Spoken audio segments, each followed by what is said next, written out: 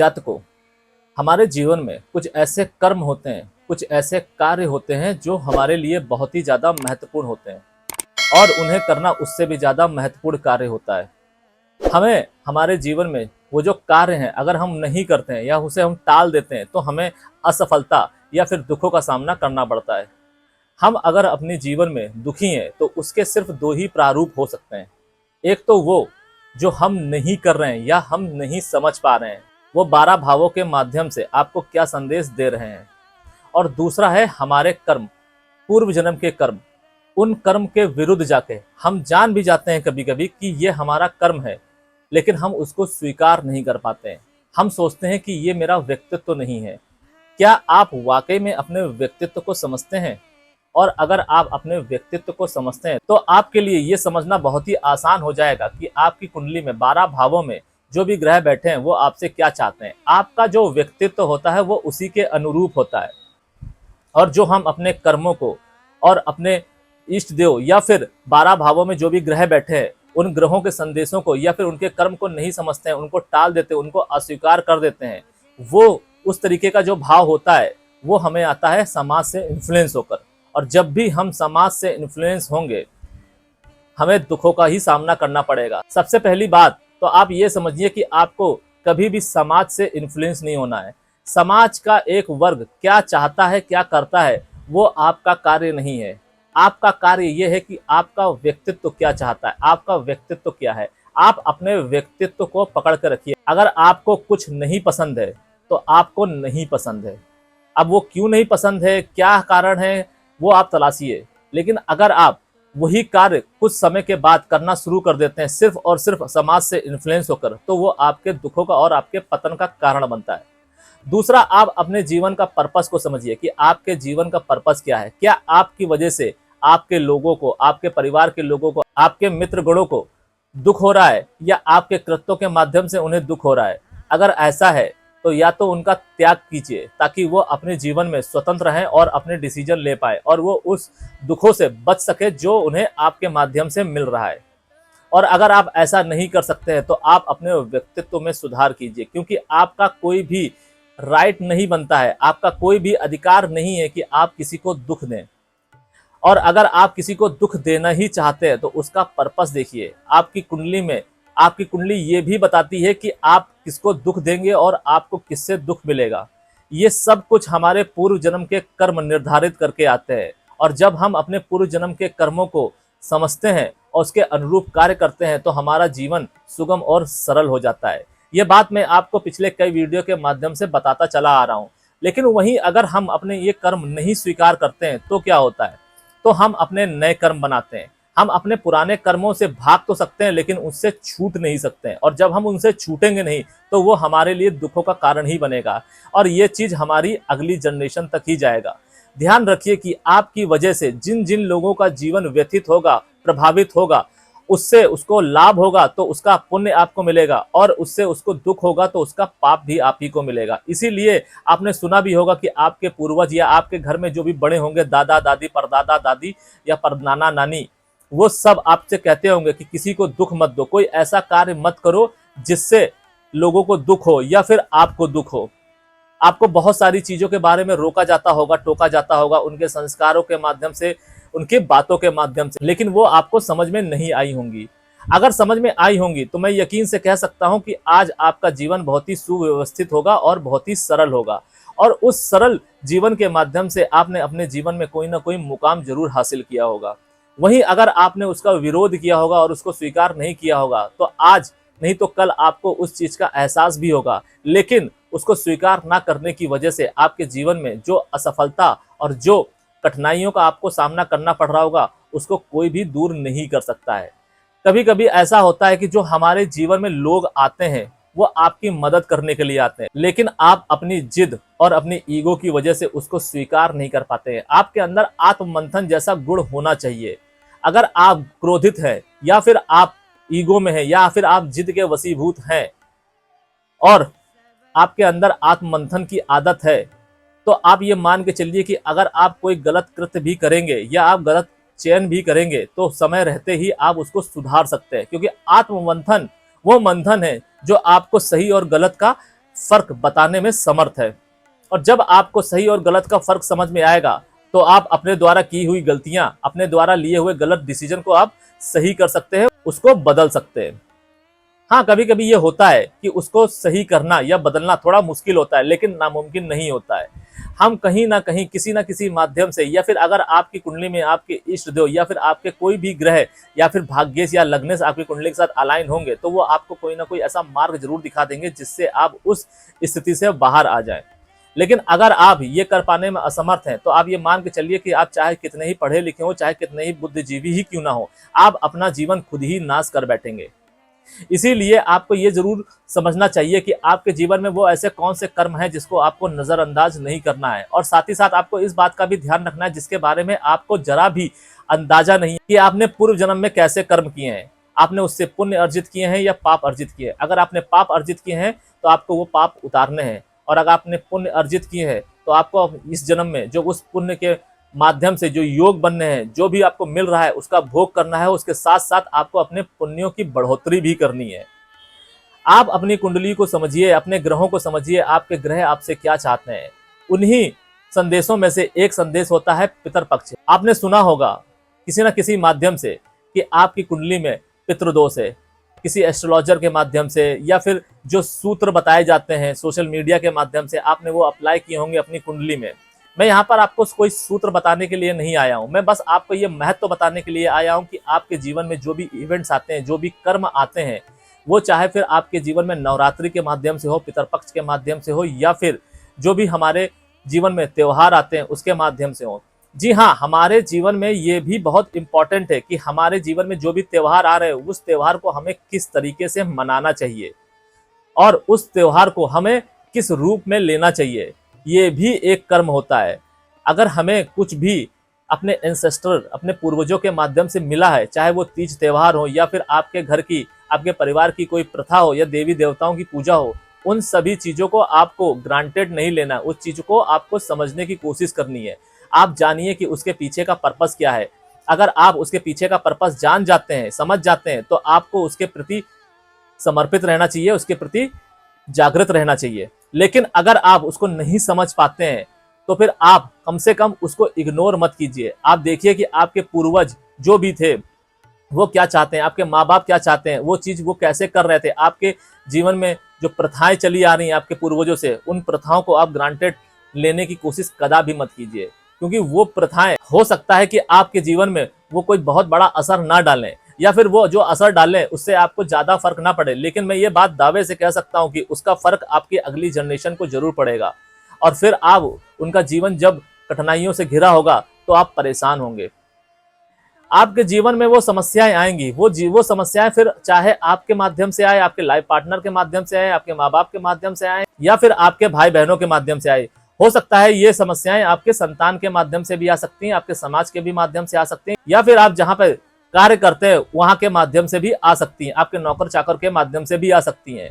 आपको ये समझना होगा कि जो आपके जीवन में समस्याएं आ रही हैं उसका कर्ता धर्ता कौन है। उसके कर्ता धर्ता कहीं आप तो नहीं है, या फिर आपके द्वारा जो ऐसे कर्म है जिसको आपने अस्वीकार कर दिया है अपनी ईगो की वजह से, अपने अहम की वजह से, उसकी वजह से तो नहीं है। अगर ऐसा है तो आपको सुधार की जरूरत है, और जब आप ये सुधार करेंगे तो आपका जीवन सुव्यवस्थित हो जाएगा, जैसा कि मैं आपसे कहता चला आ रहा हूँ। इसी क्रम को जारी रखते हुए हमारी चर्चा चल रही है पितरपक्ष के ऊपर। पितरपक्ष हमारे जीवन का एक महत्वपूर्ण इवेंट है जो हर साल आता है। 16 दिनों के इस इवेंट में अगर आप अपने पितरों के प्रति समर्पित रहेंगे, अपने पितरों का ध्यान रखेंगे, तो आप ये मान के चलिए कि अगर आपने अपने पिता या फिर अपनी दादा दादी का, किसी का भी अगर आपने जाने अनजाने में दिल दुखाया है, या फिर अगर वो आपसे असंतुष्ट रहे होंगे, तो आप उनको मना सकते हैं। सबसे पहले तो आपको कोशिश ये करनी चाहिए कि अगर आपके जीवन में अगर आपके माँ बाप हैं, अपनी कुंडली को देखिए, अगर आपकी कुंडली में आपके माँ बाप आपकी कुंडली के साथ अलाइन है तो उनका संबंध आपके साथ अच्छा होगा, उनको आपसे सुख मिलेगा, आपको उनसे सुख मिलेगा। लेकिन अगर ऐसा कुछ नहीं हो रहा है तब आपको ये समझने की जरूरत है कि आपको उनके प्रति कौन से कर्म करने हैं। अगर आपके कुंडली में ये लिखा है कि आपके पूर्वजों का तर्पण आपके हाथों नहीं है और आप सिर्फ समाज के वशीभूत होकर, समाज से प्रोत्साहित होकर, इन्फ्लुएंस होकर आप उनका तर्पण करने चले जाते हैं, आप गया करते हैं, और आप देखिए कि गया करने के बाद में, उनका तर्पण करने के बाद में आप अपने पूर्वजों को जो मान सम्मान दे रहे हैं पितरपक्ष के दौरान में, उसके बाद आपके जीवन में कितने दुख आते हैं। आपको ये कर्म समझने होंगे। हमें हमारे जीवन में हर एक कर्म का हिसाब देना होता है। अगर आप समाज से इन्फ्लुएंस होकर कोई भी कर्म करेंगे तो उसका भी आपको दंड मिलेगा। वो कर्म पॉजिटिव भी हो सकता है और नेगेटिव भी हो सकता है। लेकिन समस्या ये है, समझने वाली बात भी यही है कि वो कर्म आपकी कुंडली के साथ में अलाइन है या नहीं है। आपकी कुंडली में बैठे हुए प्लैनेट वो कर्म आपसे करवाना चाहते भी हैं या नहीं है, या फिर आपने सिर्फ और सिर्फ देखी देखा या फिर समाज से इन्फ्लुएंस होकर आपने कर लिया कि आपका कोई रिश्तेदार गया करने गया है, या फिर आपका कोई रिश्तेदार इस विधि या फिर आपका रिश्तेदार इस विधि से कोई पूजा कर रहा है, रुद्राभिषेक करा रहा है, ये पाठ करवा रहा है, वो पाठ करवा रहा है, और आपने वही चीज करना आरंभ कर दिया। मैं ये नहीं कह रहा हूँ कि पूजा पाठ करने से आपके जीवन में दुख आएगा, लेकिन आप जो लाभ सोचकर आप वो पूजा करवा रहे हैं वो लाभ आपको नहीं मिलेगा अगर आपकी कुंडली में उस पूजा का कोई महत्व नहीं लिखा है, या फिर आपकी कुंडली में बैठे ग्रह आपको ये संदेश दे रहे हैं, उस पूजा से रिलेटेड कोई संदेश नहीं दे रहे हैं, तो आपको उस पूजा से रिलेटेड कोई भी लाभ नहीं मिलेगा। इसीलिए मैं आपसे हमेशा कहता हूं कि भाव बेस्ड रेमेडी की बहुत ज्यादा इंपॉर्टेंस है। आप अगर अपनी कुंडली को समझकर, अपने प्लानट को समझकर भाव बेस्ड रेमेडी करेंगे तो आप हर वो चीज पा सकते हैं। अपने पूरे जन्म के पापों को भी कम कर सकते हैं, अपने रिश्तों को भी सुधार सकते हैं, साथ ही साथ अपने आप को संतुष्ट भी कर सकते हैं। आप देखिए कभी कभी ऐसा होता है, हम कुछ ऐसे कृत्य कर देते हैं, या फिर हमारे जानने वाले, हमारे रिश्तेदार, हमारे मित्रगण, या फिर हमारे आस पड़ोस के लोग हमारे साथ कुछ ऐसा व्यवहार कर देते हैं जिसको हम डाइजेस्ट नहीं कर पाते, हम पचा नहीं पाते हैं, और उसके विषय में सोच सोचकर हम दुखी होते हैं, व्यथित होते हैं। आप देखिए कि जो आपके साथ व्यवहार हुआ है, कहीं वो आपकी कुंडली की डिमांड तो नहीं है, कहीं वही कर्म तो बन के आपके जीवन में नहीं आया है। अगर वो आया है तो आप उसको स्वीकार कीजिए। जैसे ही आप उसे स्वीकार करेंगे आपका जीवन व्यवस्थित होने लगेगा। जैसे ही आप उसे स्वीकार करेंगे आप उस स्थिति से बाहर आ जाएंगे और आप अपना समय बर्बाद करने से बच जाएंगे। ध्यान रखिए कि कभी भी आप अगर कोई भी कर्म अस्वीकार करते हैं, वो कर्म दंड के रूप में ही क्यों ना हो, वो दंड पूर्ण नहीं माना जाएगा। फिर वो दंड चाहे किसी भी माध्यम से आपको मिल रहा हो, आपके माँ बाप के माध्यम से मिल रहा हो, आपके लाइफ पार्टनर के माध्यम से मिल रहा हो, या आपके भाई बहनों के माध्यम से ही क्यों ना मिल रहा हो, दंड आपको कोई भी दे रहा हो उसकी वजह को समझिए। अगर आप इग्नोर नहीं कर सकते हैं, इसीलिए हमारे पूर्वज और जो ज्ञानवान लोग हैं वो आपसे कहते हैं कि अगर आपके साथ कुछ भी हो रहा है आप पास्ट की चीजों को छोड़कर चलिए, आगे बढ़िए। क्योंकि अगर आप पास्ट की चीजों को सोचेंगे, समझेंगे, तो आप उसको पकड़ के बैठेंगे तो आप अपना फ्यूचर बर्बाद कर लेंगे। ये बात इसीलिए कही गई है। इसका पर्पस बस इतना ही है कि आपके पास में अगर ज्ञान नहीं है, समझ नहीं है, तो आप अपने पास्ट को छोड़ दीजिए। आपके प्रति अगर कोई दुर्व्यवहार किसी ने किया है, आपको मारा है, पीटा है, या फिर किसी भी प्रकार से दंडित किया है, आपके पैसों को छला है, या आपको छला है, या कुछ भी ऐसा किया है जिससे आपके दिल को, आपके मस्तिष्क को ठेस पहुंची है, तो आप उसको भूल जाइए, आप आगे बढ़ जाइए। ये नहीं है कि आप उसके प्रति उस तरीके का कोई व्यवहार कीजिए जो आपको नहीं करना चाहिए, अगर आप अपनी कुंडली को नहीं समझ सकते हैं तो। और अगर आपके अंदर इतना ज्ञान है, इतनी समझ है, या आपके जीवन में ऐसा कोई व्यक्ति है, ऐसा कोई एस्ट्रोलॉजर है जो आपका मार्गदर्शक कर सकता है, या फिर आप खुद ही इस चीज को समझ सकते हैं, तो आप ये समझने की कोशिश कीजिए कि जो भी आपके साथ हुआ या हो रहा है वो क्यों हो रहा है। अगर वो किसी वजह से हुआ है तो उसको स्वीकार कर लीजिए, और अगर उसकी वजह कुछ नहीं है तो आप उसको दंडित कीजिए। क्योंकि अगर आप उसको दंडित नहीं करेंगे तो आप मान के चलिए कि जिस भी व्यक्ति ने आपके जीवन को अव्यवस्थित किया है, आपको दुख पहुंचाया, आपको ठेस पहुंचाया, वो आपकी जिंदगी में बार बार आएगा, आपको दुख देगा। वो तब तक देता रहेगा जब तक आप उसके प्रति खड़े नहीं हो जाएंगे, उसको दंडित नहीं करेंगे। जब तक आप उसे दंडित नहीं करेंगे तब तक आपका और उसका वो जो कर्म बंधन है वो खत्म नहीं होगा। और आपके अंदर जो ये संकोच है, आप जो इस महानता के दारोमदार को लेके घूम रहे हैं, बोझ को लेके घूम रहे हैं, इससे आपको कुछ हासिल नहीं होगा। इससे आप अपना नए कर्म बना रहे हैं। तो आपको इस बात को भी समझना होगा। हमारी चर्चा चल रही है पितृपक्ष को लेके, और हमारे पितर जो होते हैं, मैंने आपको जैसा कि बताया कि उनके प्रति हमारे कुछ दायित्व होते हैं, और उन दायित्व को समझकर अगर हम कोई भी कार्य करते हैं तो उससे हमें लाभ मिलता है। हमारे कार्य करने से हमारा तात्पर्य यह है कि आपकी कुंडली आपसे अपने पितरों के प्रति कैसा व्यवहार करवाना चाह रही है, आपको ये समझना होगा। अगर आप ये समझ जाते हैं तो आपके लिए बहुत आसान होगा अपने पितरों को मनाना। अगर जाने अनजाने में आपसे कुछ ऐसी गलती हो गई हो, स्थिति परिस्थिति को मद्देनजर रखते हुए, और आपके पितर से हमारा तात्पर्य ये है जो भी आपके माता पिता हैं, या फिर उनका देहांत हो गया है और वो आपसे असंतुष्ट है, तो ये मान के चलिए कि आपके ऊपर पितृ दोष आया ही है। फिर ये नहीं देखा जाता है कि आपकी कुंडली में पितृ दोष का कोई योग है या नहीं है। आपने कुछ ऐसे कर्म कर लिए समाज से वशीभूत होकर, समाज से इन्फ्लुएंस होकर, जो आपको नहीं करने चाहिए थे, और आप अपने जीवन में पितृ दोष को लेकर चले आए हैं। पितृ दोष सिर्फ और सिर्फ कुंडली के माध्यम से नहीं देखा जाता है, आपके व्यवहार के माध्यम से देखा जाता है। लेकिन अगर वो व्यवहार जो आपने अपने माता पिता, अपने दादा दादी के प्रति किया है वो उचित है, तो फिर आपको डरने की जरूरत नहीं है। लेकिन अगर वो अनुचित है तो ये मान के चलिए कि वो आपके लिए आपके जीवन में पितृदोष बन के ही आएगा और वो आपके जीवन को खराब ही करेगा, आपके जीवन को बिगाड़ेगा ही बिगाड़ेगा। और ये चीज तब तक चलती जाएगी जब तक आप इसकी भरपाई नहीं करेंगे। वो भरपाई चाहे आप करें या आपकी अगली पीढ़ी क्यों ना करे। जैसे जैसे ये अगली पीढ़ी में पास ऑन होता जाएगा उसमें बढ़ोतरी ही होती जाएगी, ये दुख आपके बढ़ते ही चले जाएंगे। तो कोशिश ये कीजिए कि अगर आपसे कोई गलती होती है, कोई आपसे जाने अनजाने में भूल होती है, तो आपको वो जितनी जल्दी हो सके उसको सुधार लीजिए। अगर आप ये नहीं करते हैं तो ये पीड़ा आपके लिए बढ़ती जाएगी और ये पीड़ा आपके जीवन में इतनी बढ़ जाएगी कि हो सकता है आपका ये जन्म भी कम पड़ जाए और आप जो अपनी अगली पीढ़ियां खराब करेंगे वो तो करेंगे करेंगे। अगर आप ये सोचते हैं कि आपका जीवन खत्म हो गया है और आपका अंत हो गया है और ये सारा जो भी आपने किया है अपने कर्मों के माध्यम से, जो नए कर्म बना के जा रहे हैं, उससे आपका पीछा छूट गया है, तो ये आपकी बेवकूफ़ी होगी। आप किसी ना किसी माध्यम से किसी ना किसी जन्म में इसी पीढ़ी में जन्म लेंगे, कई पीढ़ियों के बाद लेंगे और जितना भी आप चैनलाइज करके जाएंगे वो सब कुछ आपके ऊपर ही आएगा। आप सोचिए कि वो 10 गुना 20 गुना 50 गुना, जितनी 5 पीढ़ियां बढ़ गई तो 50 गुना हो गया। वो जब 50 गुना हो गया, आपका जन्म छठी पीढ़ी में हुआ तो वो 60 गुना होकर, जब आप इसे 60 गुना होकर भोगेंगे तो आपका जीवन कितना कष्टमय होगा। आप सोचिए, आप इसके ऊपर विचार कीजिए, आप इसके ऊपर मंथन कीजिए। अगर आपको पढ़ने का शौक है, अगर आपको जानने का शौक है, आप जानिए, आप गरुड़ पुराण पढ़िए, आपको पता चलेगा कि हमारे जीवन में हम जो कर्म करते हैं उसकी क्या क्या सजाएं हैं। ऐसा नहीं है उसको कम नहीं किया जा सकता। आप इसी जन्म में अपने जीवन काल में ही उसको कम भी कर सकते हैं। जैसे हम अपने पापों के माध्यम से उन सजाओं को जन्म देते हैं, उसी तरीके से हम उन्हें खत्म भी कर सकते हैं इसी जीवन में। लेकिन जब हम इच्छाओं के वशीभूत, अपने समाज के वशीभूत होकर कृत्य करते हैं, तब हम भूल जाते हैं कि हमारे जीवन का कुछ दायित्व भी है, हमारे जीवन कुछ कर्म भी है, हमें कुछ पिछले कर्मों का हिसाब भी देना है। और जब हम हमारे जीवन में वो कर्म आते हैं किसी न किसी माध्यम से और हम उसको अस्वीकार कर देते हैं, तो हमें जो वो मिला होता है उस व्यक्ति के माध्यम से या उस वस्तु के माध्यम से दुख, उस दुख को हम अस्वीकार करने की वजह से हम उसको और बढ़ा लेते हैं। हमारे जीवन में जो पश्चाताप की रियल डिफिनीशन बताई गई है शास्त्रों के माध्यम से, वो है आपका पश्चाताप। और वो पश्चाताप क्या है? वो पश्चाताप है आपका स्वीकार करना और उससे सीखना और उसको दोबारा रिपीट नहीं करना, दोबारा नहीं दोहराना।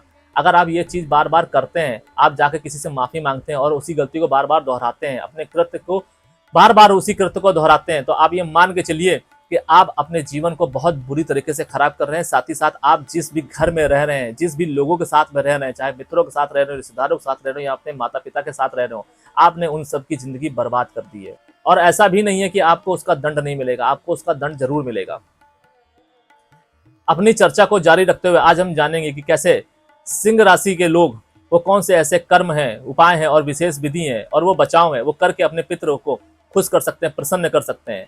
बहुत सारे इवेंट्स होते हैं, जैसे कि मैंने अभी आपको बताया, उन इवेंट पर भी हम चर्चा नहीं करते। हमारी चर्चा जो चल रही है वो पितर पक्ष के ऊपर चल रही है। अभी तक हमने ये जाना कि मेष से लेकर कर्क लगन के जातक जातिकाएं, वो कौन से ऐसे कर्म, उपाय और बचाव हैं जिसे करके आप अपने पितरों को प्रसन्न कर सकते हैं और उनका आशीर्वाद पा सकते हैं। Welcome celestial seekers to the cosmic journey where the stars align and destinies unfold. मैं यहाँ हूँ ताकि आपको ब्रह्मांड के रहस्यों के माध्यम से गाइड कर सकूं और ज्योतिष के ज्ञान से आगे का मार्ग प्रकाशित कर सकूं।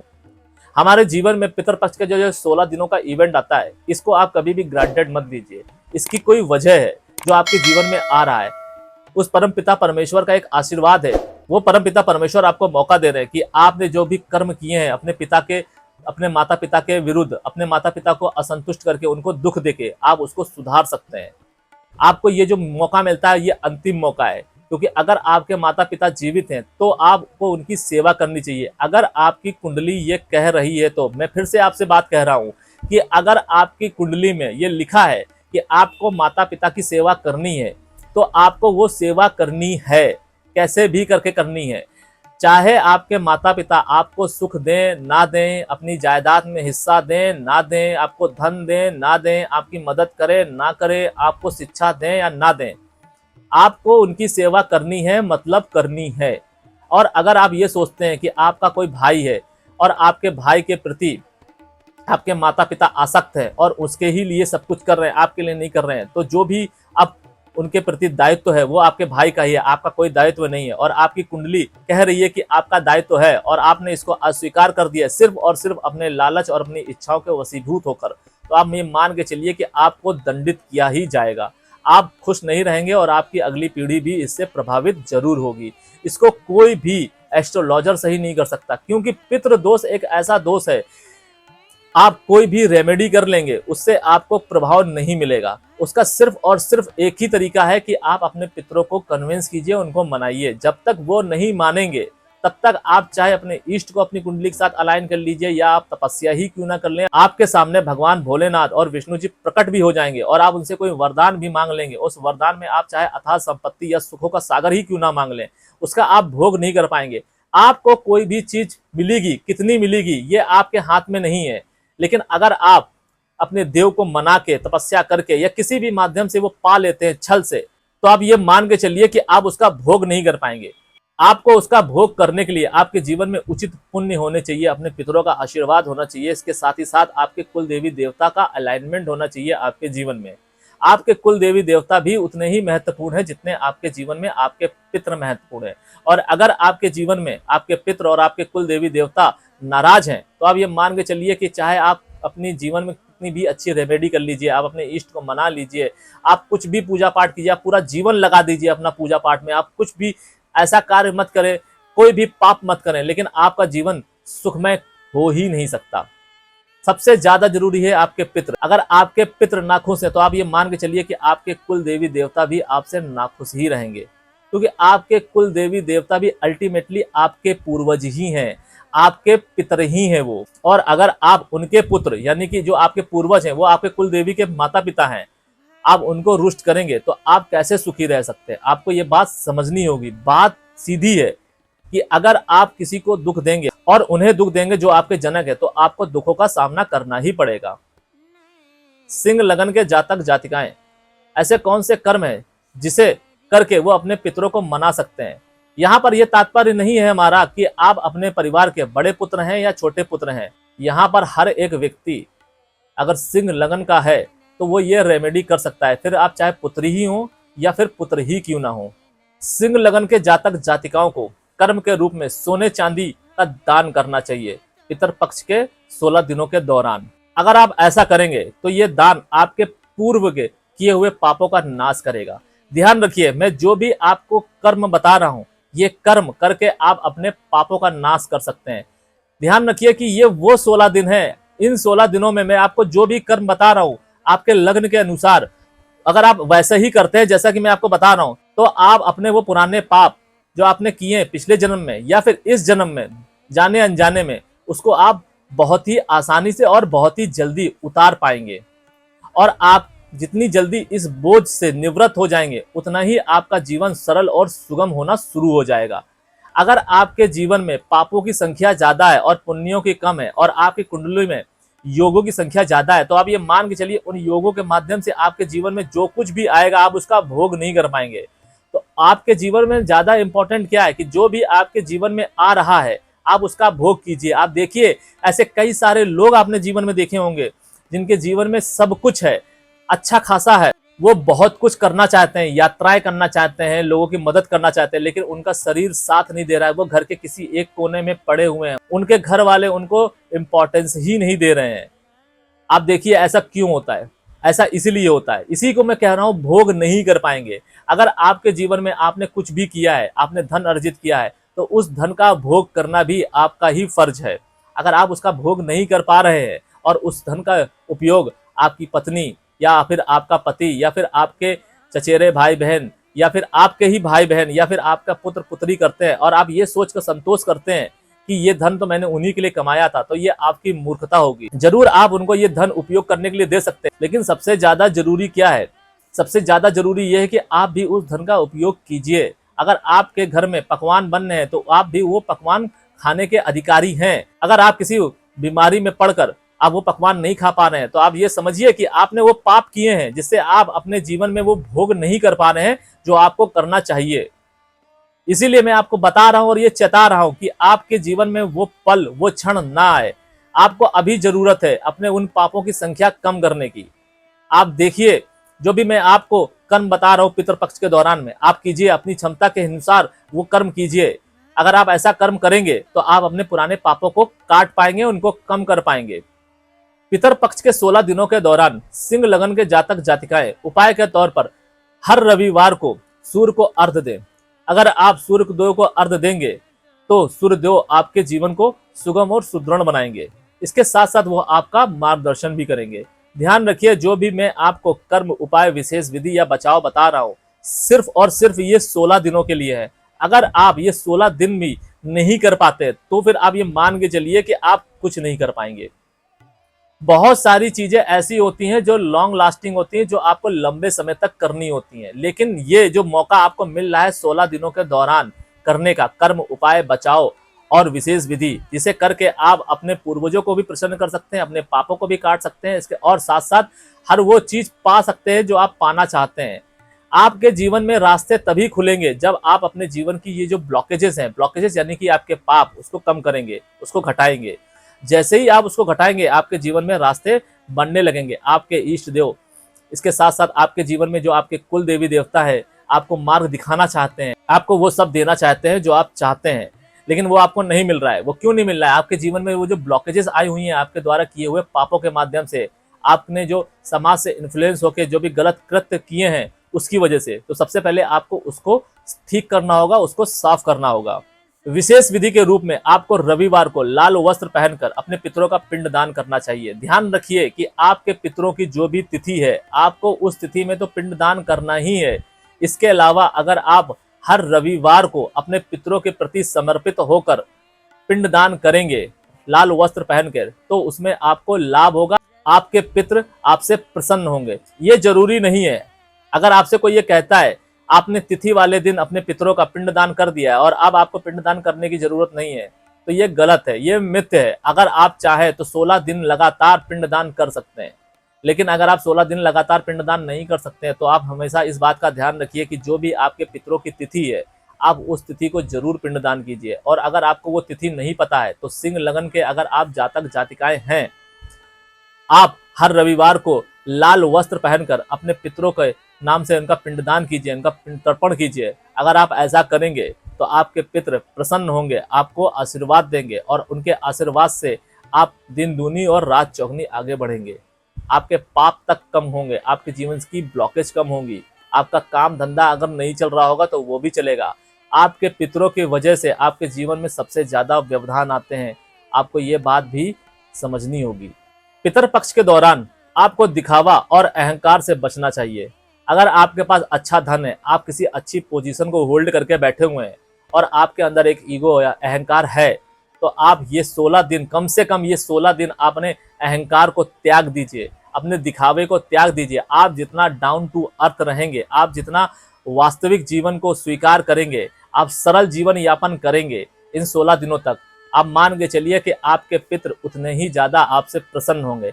ठीक इसके विपरीत अगर आप दिखावा करते हैं या फिर आप अहंकार दिखाते हैं, आप मैं में ही रहते हैं, मैं के वशीभूत रह के हर कार्य करते हैं, या फिर ये सोचते हैं कि मैंने अपने पितरों का पिंडदान किया, आपके 4 भाई बहन है, वो उनके पास इतनी क्षमता नहीं है, मैं अपने पितरों का ये करता हूँ, मैं अपने पितरों के लिए वो करता हूँ, अगर मैं नहीं होता तो मेरे पितरों का कुछ नहीं होता, या फिर अगर ये सोचते हैं कि मैं नहीं होता तो आपके भाई बहनों को कुछ नहीं होता, आप मैं के वशीभूत रहते हैं, तो आप ये मान के चलिए कि आपके पितृ आपसे नाराज हो जाएंगे। आपके जीवन में बचाव भी उतना ही ज्यादा महत्वपूर्ण है जितना ज्यादा आपके जीवन में कर्म, उपाय और विशेष विधि है। अगर आप बचाव को इग्नोर करेंगे तो जैसा कि मैंने आपको पिछले वीडियो में भी बोला था, आप चाहे कितने ही अच्छे कर्म कर ले, चाहे कितने ही अच्छे उपाय कर ले, चाहे कितने समर्पित होकर विशेष विधि कर ले, उसका आपको पूर्णतया लाभ नहीं मिलेगा।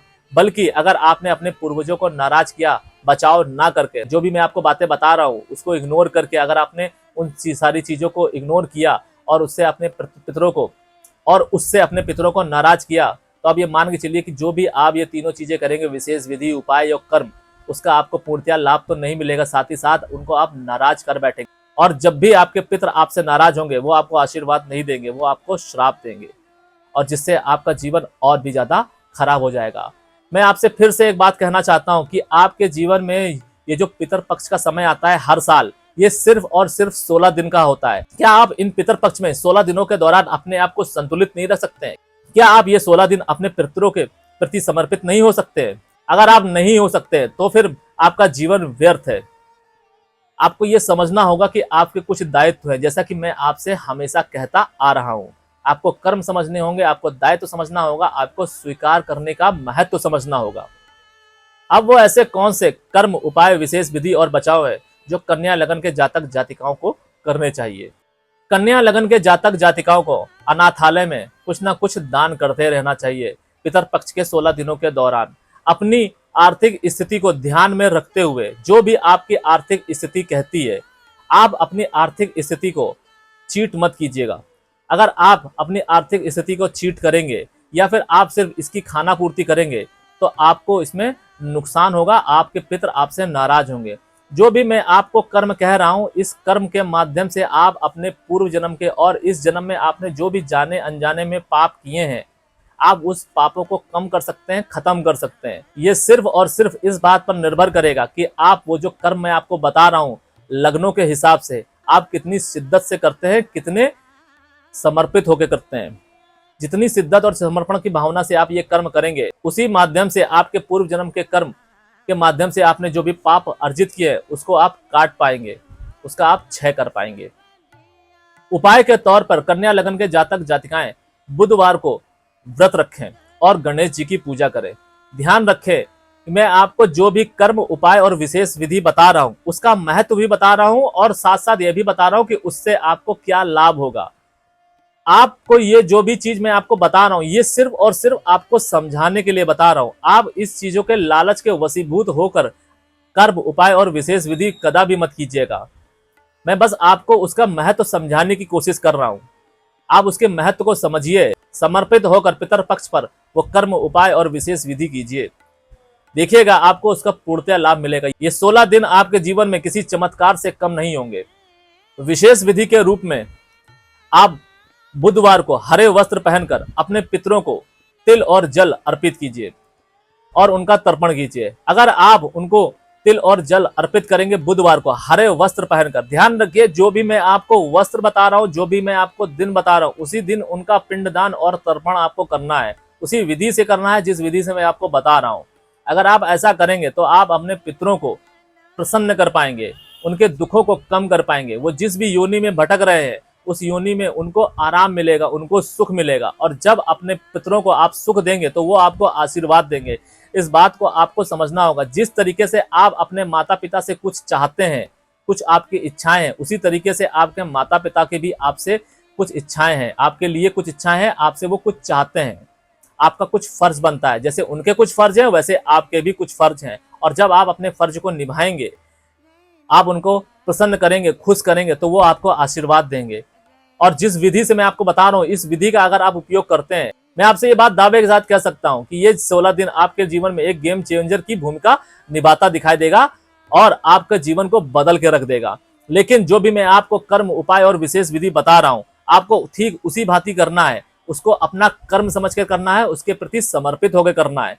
आपको लालच के वशीभूत होकर नहीं करना है। और जो भी मैं आपको लाभ बता रहा हूं वो लाभ मैं आपको समझाने के लिए बता रहा हूं, ना कि आप ये सोचिए कि इस विधि से हमको ये लाभ होगा और मुझे ये विधि करनी है। क्योंकि अगर आप इस भाव के साथ करेंगे तो उस विधि का कोई मतलब नहीं है। आपके मन में पहले लालच आया, और जहां लालच होता है वहां पर समर्पण कभी भी नहीं आ सकता है। और जो हमारे देव है वो आपसे कहते हैं कि आपके पूजा में, आपके तरीकों में, आपके उपायों में, आपके कर्मों में सिर्फ और सिर्फ समर्पण होना चाहिए।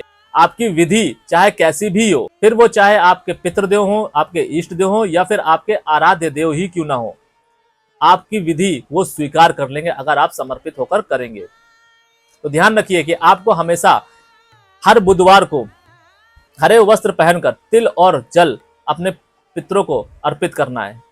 इस तरीके से अगर आप करेंगे तो उनको तर्पण मिलेगा, उनको खुशी मिलेगी और उनको राहत मिलेगी अगर उनको कोई दुख हो रहा होगा तो। और फिर वो आपसे प्रसन्न होकर आपको आशीर्वाद देते ही दिखाई देंगे। ये विधि सिर्फ और सिर्फ कन्या लगन के जातक जातिकाओं के लिए है। हर लगन के ऊपर मैं ये वीडियो स्पेशली बना रहा हूं और उन्हीं के लग्न के हिसाब से मैं आपको कर्म, उपाय और विशेष विधि बता रहा हूं। बचाव के रूप में आपको आलोचना और नकारात्मकता से बचना है। अगर आप इससे बचाव करेंगे तो आपके पितरों को शांति मिलेगी। और वहीं अगर आप इसके विपरीत जाकर कोई भी कार्य करेंगे, आप किसी की आलोचना करेंगे या फिर आप नेगेटिव माइंडसेट रखेंगे, किसी भी चीज को लेकर आप नेगेटिव होंगे, तो आप ये मान के चलिए कि आपके पितरों की शांति भंग हो जाएगी। और जब उनकी शांति भंग होगी तो उनको दुख होगा, उनको पीड़ा होगी। वो जिस योनि में है, किस योनि में है आपको नहीं पता, किसी को नहीं पता। और जिस भी योनि में है, आपका पहला दायित्व है कि उनको उस योनि में सुख मिले, शांति मिले। इसीलिए आपका बचाव करना बहुत ज्यादा जरूरी है।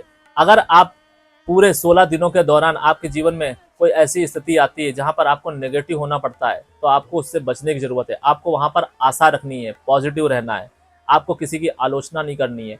इन 16 दिनों में आपको संतुलित रहकर, संयमित रहकर सारे कर्म, उपाय और विशेष विधि करनी है। और जो मैं आपको बचाव कर रहा हूं, स्पेशली उन बचाव का विशेष ध्यान देना है। बचाव तो हमारे शास्त्रों में बहुत सारे बताए गए हैं, लेकिन लग्न के हिसाब से जो भी मैं आपको बचाव बता रहा हूं, ये विशेष हितकर है आपके लिए भी और आपके पितरों के लिए भी।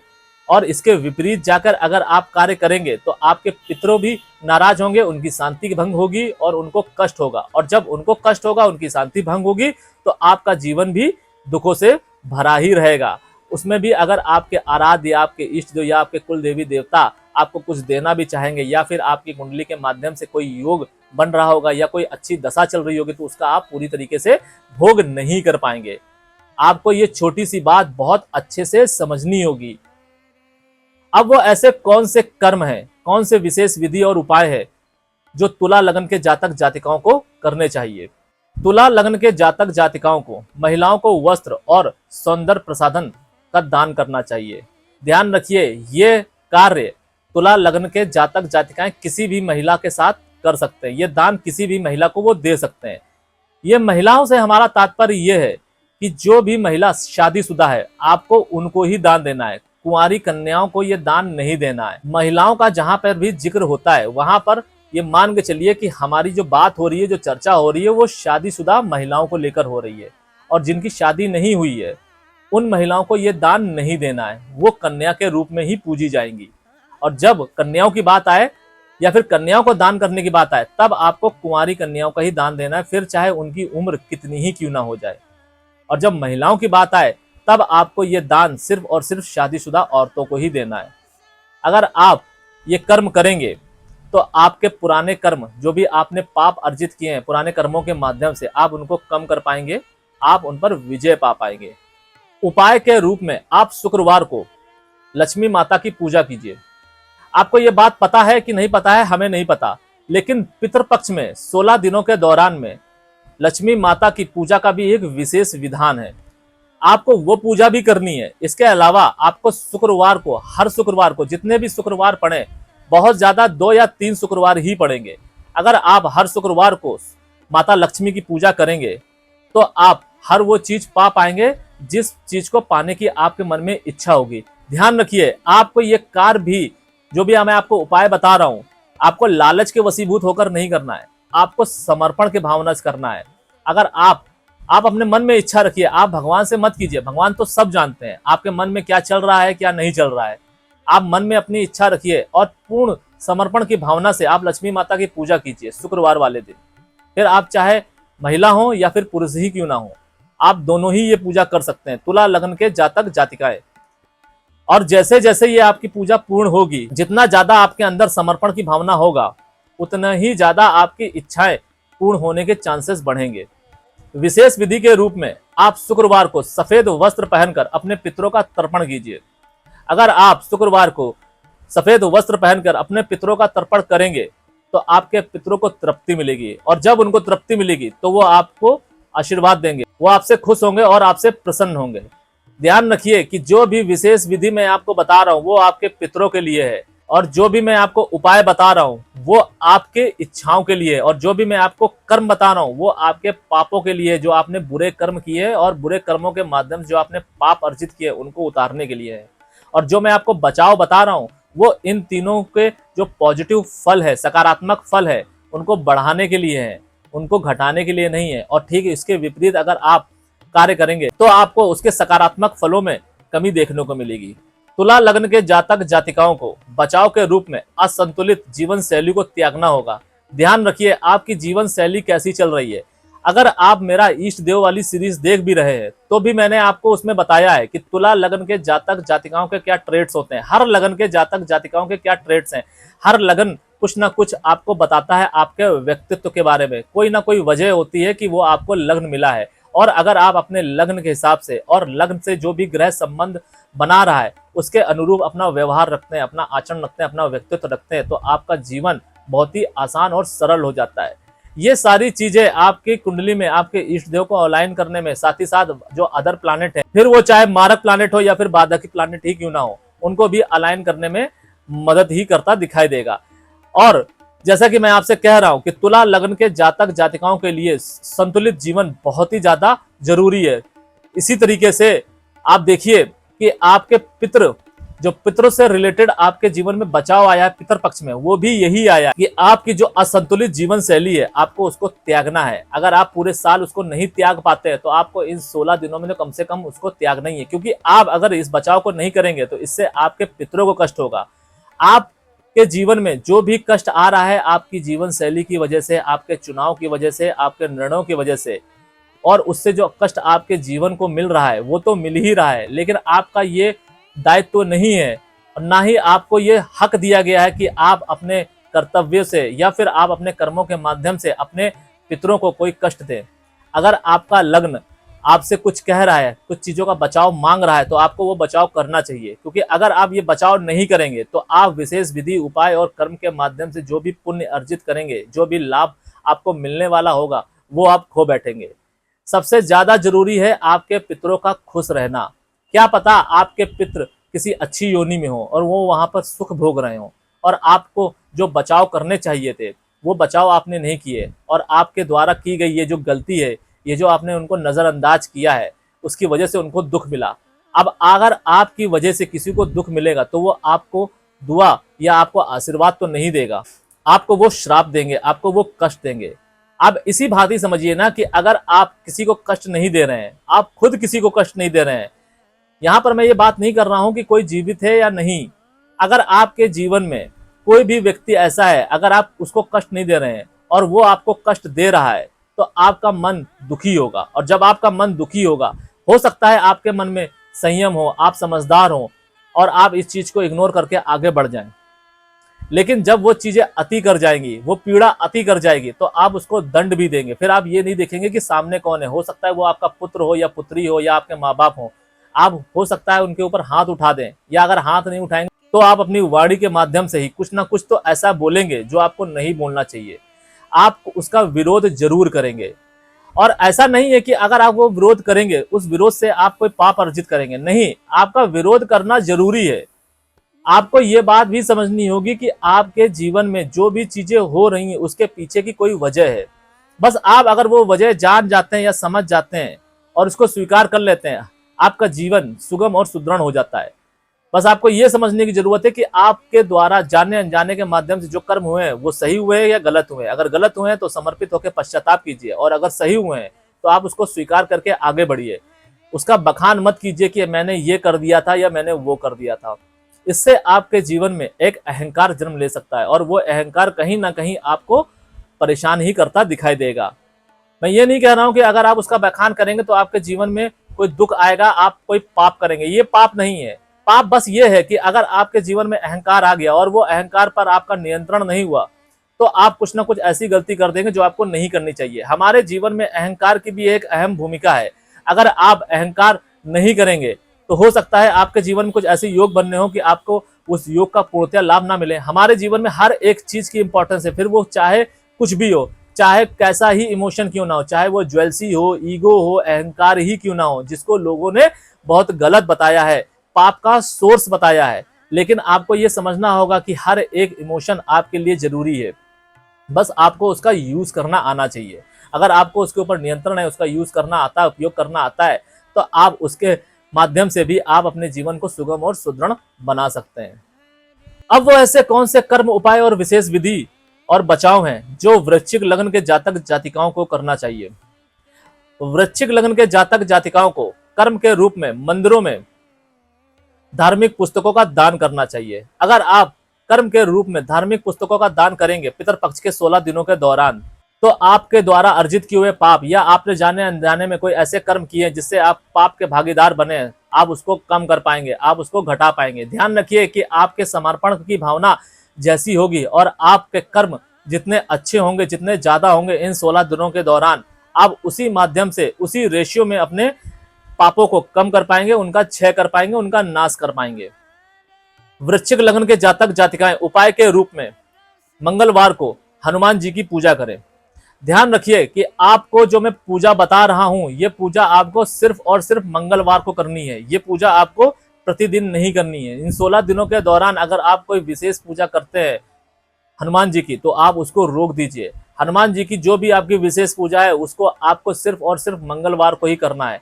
मंगलवार को अगर आप समर्पित होकर, चाहे पूजा आपकी 2 घंटे, 4 घंटे या 6 घंटे की ही क्यों ना हो, और अगर आप चाहें तो 10 मिनट की भी कर सकते हैं, आपको वो जो भी पूजा करनी है पूर्ण समर्पण की भावना से करनी है। आपकी 10 मिनट की पूजा भी आपको 10 घंटे का फल दे सकती है, अगर आप उसमें पूरी तरीके से समर्पित हैं। अपने पितरों को समर्पित होकर अगर आप ये पूजा करेंगे, ये उपाय करेंगे, तो आपकी इच्छाएं पूरी होंगी। आप अगर बहुत समय से किसी भी चीज को लेकर तरस रहे होंगे, या आपके मन में कोई इच्छा होगी जिसके वजह से आपके जीवन में दुख होगा, आप उस इच्छाओं को भी पूरी कर सकते हैं। ध्यान रखिए कि ये जो 16 दिन है, ये आपके जीवन में वरदान बनकर आए हैं, और इन्हीं 16 दिनों को हम इग्नोर करते हैं। आपने देखा होगा बहुत सारे ऐसे लोग हैं जो इन 16 दिनों के दौरान भी मांस मदिरा का सेवन करते हैं, जो कि नहीं करना चाहिए।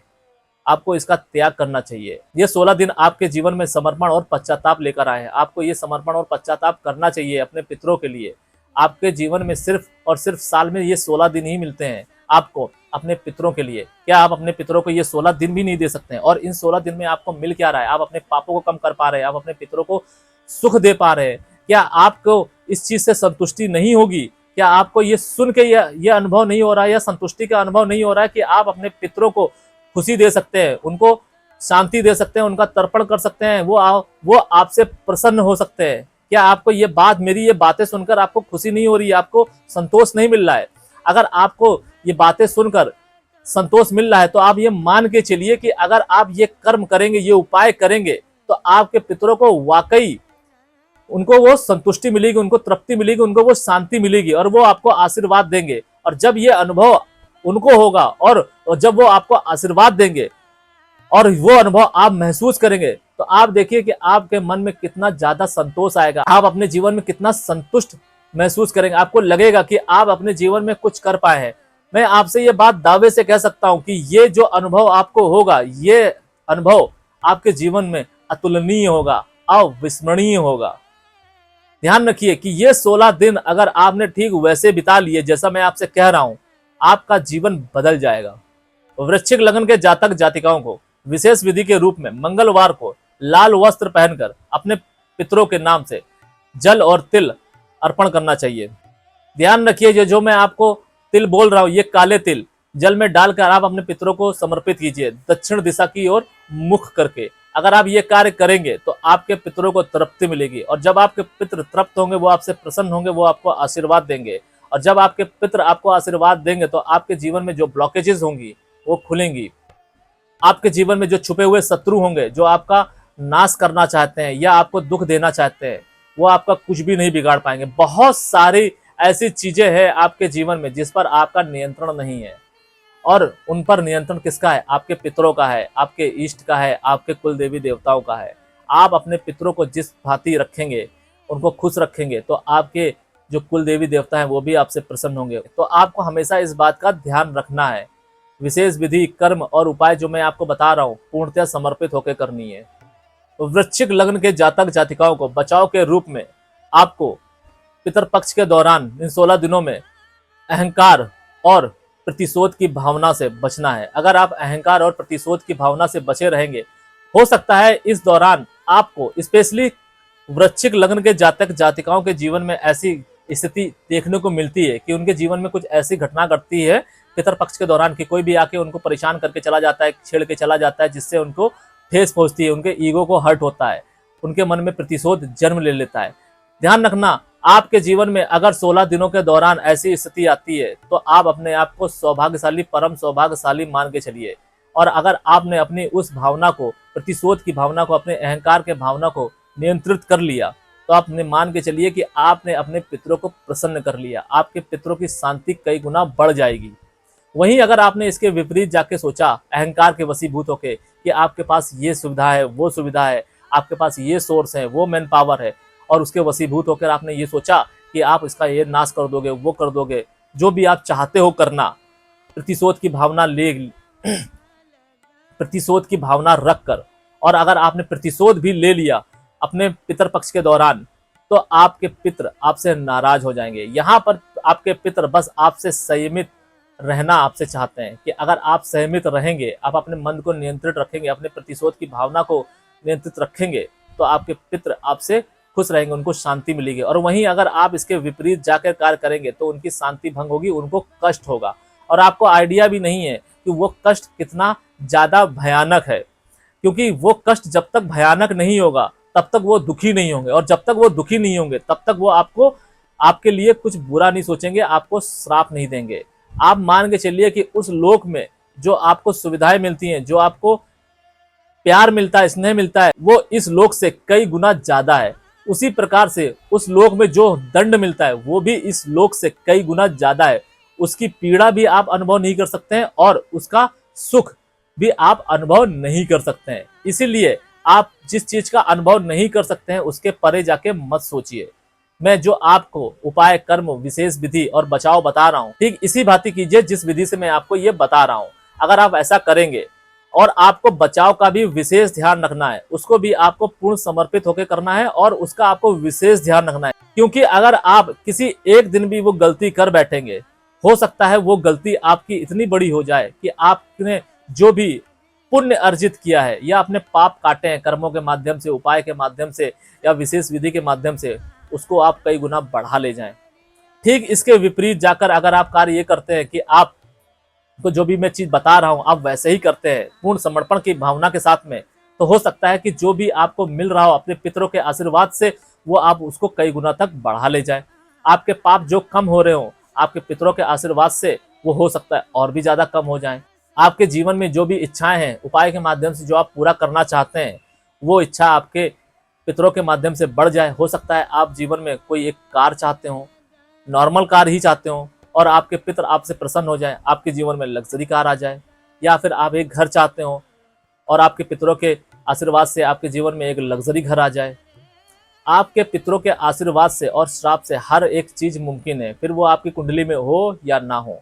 इसीलिए आपको अपने पितरों के प्रति जो आपके दायित्व है, जो आपके कर्म है, आपका फर्ज है, वो आपको निभाना बहुत ज्यादा जरूरी है। मैं आपको हर एक कर्म, हर एक दायित्व, हर एक उपाय, हर विशेष विधि का महत्व बता रहा हूँ कि आपको कर्म क्यों करने चाहिए, उपाय क्यों करने चाहिए, विशेष विधि क्यों करनी चाहिए और बचाव क्यों करने चाहिए। हर एक चीज का जो महत्व है मैं आपको समझा रहा हूँ। और अगर आप ये चारों चीजें करते हैं सिर्फ और सिर्फ 16 दिन, अगर ये 16 दिन की तपस्या आपने उसी माध्यम से कर ली, और ये कुछ कठिन नहीं है, बस आपको संयमित रहना है और संतुलित रहना है। अगर आप संयमित और संतुलित रह के करेंगे, या फिर अगर आपकी कोई ऐसी जॉब है जिसमें आप बहुत ज्यादा ट्रेवल करते हैं या फिर बहुत ज्यादा स्ट्रेस होता है, तो मेरा आपसे यही सुझाव है कि आप ये 16 दिन आप छुट्टी ले लीजिए। और ये 16 दिन अगर आप छुट्टी लेकर पूर्णतः समर्पित होकर जो भी मैं आपको कर्म, उपाय, विशेष विधि और बचाव बता रहा हूँ आप करेंगे, तो आप मान के चलिए कि ये 16 दिनों की छुट्टियों के दौरान जो आपकी सैलरी कटेगी उससे कई गुना बढ़कर आपके पितर आपको देकर जाएंगे। मान के चलिए कि आपके जीवन में जितना संतुलित रहना जो मैं आपको बता रहा हूं कर्मों के लिए, विशेष विधि और बचाव के माध्यम से जितना जरूरी है, उतना ही जरूरी आपका समर्पित रहना भी बहुत जरूरी है।